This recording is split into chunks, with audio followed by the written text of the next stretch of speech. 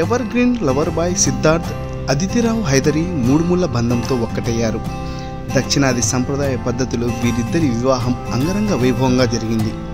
ఈ పెళ్లి వేడుకలకు ఇరు కుటుంబ సభ్యులు అతి కొద్ది మంది సన్నిహితులు మాత్రమే హాజరయ్యారు. ప్రస్తుతం వీరిద్దరి పెళ్లి ఫోటోలు సోషల్ మీడియాను షేక్ చేస్తున్నాయి. ఇక వీరిద్దరూ ప్రేమలో మునిగి తేలుతున్నట్లు గత కొంతకాలంగా పలు వార్తలు వస్తున్న విషయం తెలిసిందే. 2 ఏళ్ల క్రితం వచ్చిన మహాసముద్రం సినిమాలో వీరిద్దరూ తొలిసారి కలిసి నటించారు.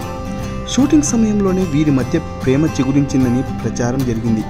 కానీ వీరి రిలేషన్పై ఈ జంట ఇప్పటి వరకు స్పందించింది లేదు. ఎప్పుడు దీని గురించి ప్రశ్నలు ఎదురైనా ఏదో ఒకటి చెప్పి తప్పించుకుంటూ వస్తున్నారు.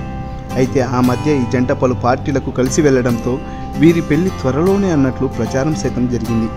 అంతేకాదు శర్వానంద్ ఎంగేజ్మెంట్, పెళ్లికి కలిసి వెళ్లడం ఈ రూమర్లకు మరింత ఆజ్యం పోసింది. కాగా మొన్న మధ్య ఈ జంట ఏకంగా ఎంగేజ్మెంట్ చేసుకుందన్నట్లు కూడా సోషల్ మీడియాను ఊపేశాయి. ఇటీవలే ఈ బ్యూటీ తన పెళ్లి వార్తలపై స్పందించింది.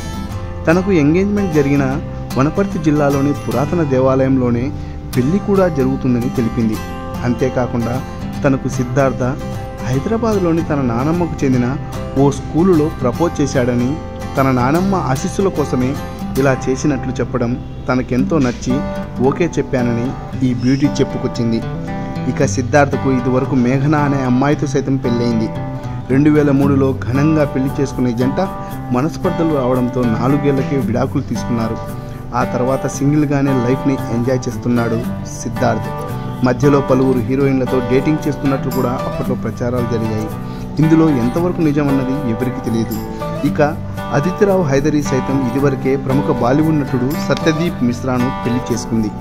కానీ వీరి మధ్య భేదాభిప్రాయాలు రావడంతో 2012లో విడాకులు తీసుకుంది. అప్పటి నుండి ఈ బ్యూటీ కూడా ఒంటరిగానే జీవిస్తుంది.